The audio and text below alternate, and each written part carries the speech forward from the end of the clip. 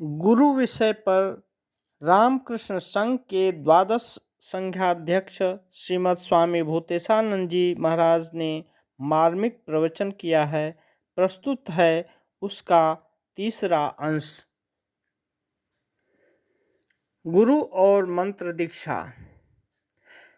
साधना काल में गुरु जैसा उपदेश दें, शिष्य को उन्हीं का पालन करते हुए तथा गुरु की सेवा करते हुए लक्ष्य की ओर बढ़ना चाहिए। इससे मन के भीतर की सारी अशुद्धियां तथा बुरे भाव धीरे धीरे दूर हो जाएंगे। ऐसा करते करते मन जब पवित्र हो जाएगा तब वही मन इष्ट स्वरूप बन जाएगा। फिर बाह्य गुरु की आवश्यकता नहीं रह जाएगी। तब अपने भीतर से ही समस्त प्रेरणा एवं प्रश्नों के उत्तर आने लगेंगे। यह है मन का गुरु होना। तब गुरु कृष्ण तथा वैष्णव एक हो जाएंगे।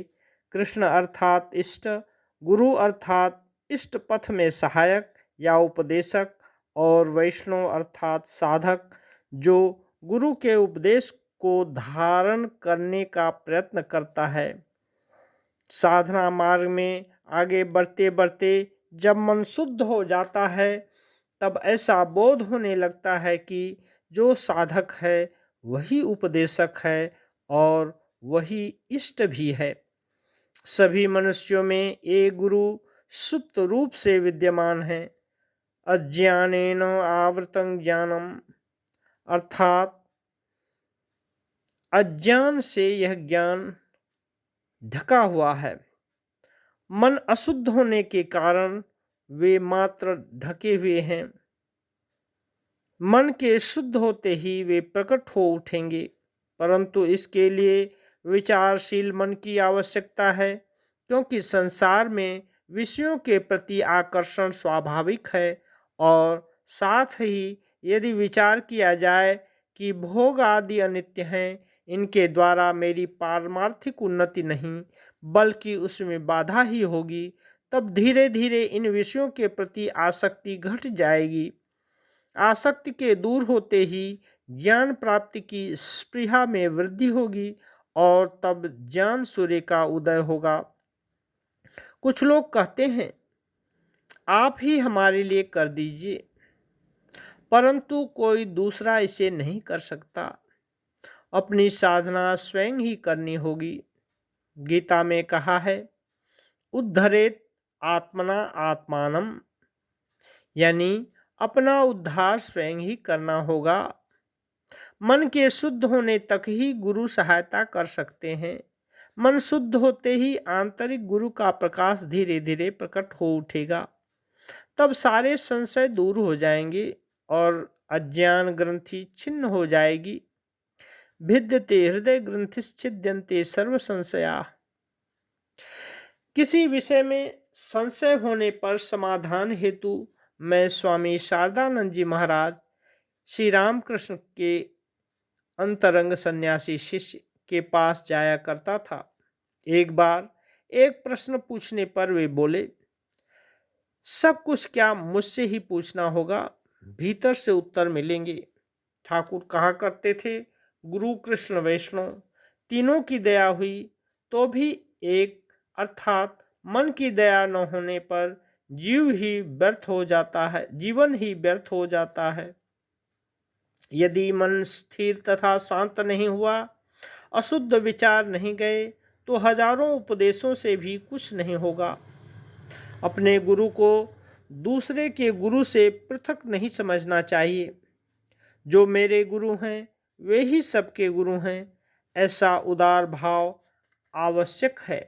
श्री रामकृष्ण कहा करते थे, मनुष्य गुरु नहीं हो सकता, भगवान की इच्छा से ही सब कुछ हो रहा है। और भी कहा है, एकमात्र सच्चिदानंद ही गुरु हैं, उन्हें छोड़ कोई उपाय नहीं है। वे ही एकमात्र भवसागर के कर्णधार हैं। गुरु गीता में है, मन्नाथ श्री जगन्नाथो मद गुरु श्री जगद्गुरु, यानी मेरे इष्ट ही जगत के इष्ट और मेरे गुरु ही जगत गुरु हैं। वे सर्वव्यापी हैं और सर्वदा भीतर से प्रेरणा देते रहते हैं। सर्वदा ऐसी भावना जागृत रखनी होगी। अहं बुद्धि चले जाने पर ही ऐसी भावना दृढ़ होती है। प्रश्न उठता है कि क्या जन्म जन्मांतरों में एक ही गुरु होते हैं? उत्तर है कि नित्य गुरु ही सर्वदा विद्यमान रहते हैं और एक बार उनके दर्शन कर लेने पर सारे दुख दूर हो जाते हैं। कठोपनिषद में है, अशरीरं शरीरेषु अनवस्थेषु अवस्थितं महान्तं विभुम आत्मानं मत्वा धीरो न शोचति। जो स्वयं शरीरधारी नहीं है परंतु समस्त जीवों के शरीर मन में विराजमान है और परिवर्तनशील जगत में रहकर भी नित्य अपरिवर्तनशील हैं, उस सर्वव्यापी बहुरूप में अवस्थित आत्मा को जानकर मनुष्य शोक रहित हो जाता है। परंतु जन्म जन्मांतर में मनुष्य गुरु एक ही हों ऐसी बात नहीं है, क्योंकि गुरु की भी तो जन्म मृत्यु होती है।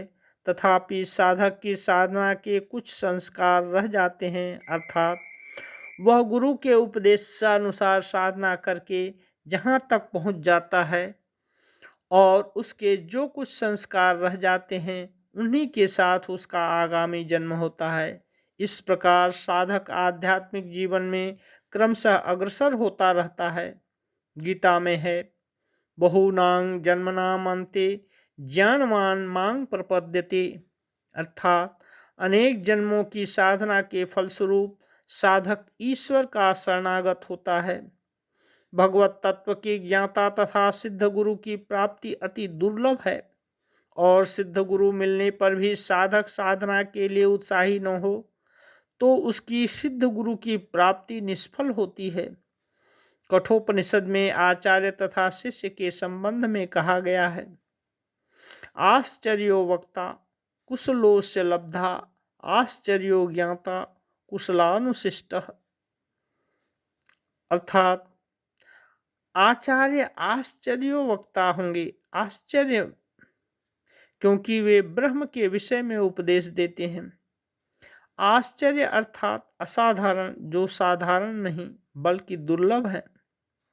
और इस ब्रह्म विद्या का उपदेश सुनकर तत्व ज्ञान प्राप्त करने वाले शिष्य को भी कुशल होना चाहिए।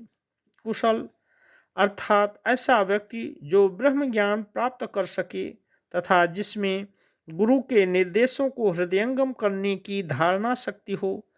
और आश्चर्य ज्ञाता ऐसा व्यक्ति भी दुर्लभ है जिसने कुशल गुरु के उपदेश को प्राप्त करके तत्व ज्ञान हासिल कर लिया हो। यहाँ आश्चर्य का अर्थ है दुर्लभ तथा कुशल, ऐसा व्यक्ति जो उपदेश ग्रहण करने में समर्थ हो। तत्व ज्ञान रहित व्यक्ति यदि उपदेश दे तो वह केवल उपदेश मात्र ही होगा। अंधे नैव नियमाना यथांधा, जैसे एक अंधा एक दूसरे अंधे को पथ दिखाए। जो उपदेश दे रहा है और जिसे उपदेश दिया जा रहा है दोनों ही अंधे हैं। वचनामृत में श्री राम कृष्ण देव कहते हैं, यदि सद्गुरु हो तो जीव का अहंकार 3 ही पुकार में दूर हो जाता है और यदि गुरु कच्चा हुआ तो गुरु की भी दुर्दशा होती है और शिष्य की भी। ऐसा होने पर शिष्य का अहंकार दूर नहीं होता और न उसके भव बंधन की गांठ ही खुलती है। कच्चे गुरु के पल्ले पड़ा तो गुरु शिष्य मुक्त नहीं होते। मेढक और कौड़िया वाले सांप का उदाहरण देकर ठाकुर कहते हैं, एक दिन मैं पंचवटी के निकट झाऊ तले जा रहा था। एक मेढक की आवाज़ सुनाई दी। जान पड़ा कि उसे सांप ने पकड़ा है। काफ़ी देर बाद लौटने लगा, तब भी उस मेढक की पुकार जारी थी। बढ़कर देखा तो दिखाई दिया कि एक कौड़िया वाला सांप उस मेढक को पकड़े हुए है, न छोड़ सकता है न निगल सकता है। उस मेढक की भी भाव व्यथा दूर नहीं हो रही। तब मैंने सोचा कि यदि कोई असल सांप पकड़ता तो मेढक 3 ही पुकार में चुप हो जाता।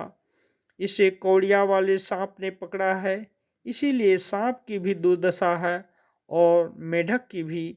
अर्थात योग्य गुरु यदि न मिले तो दुखों का अंत नहीं होता, दुख लगे ही रहते हैं।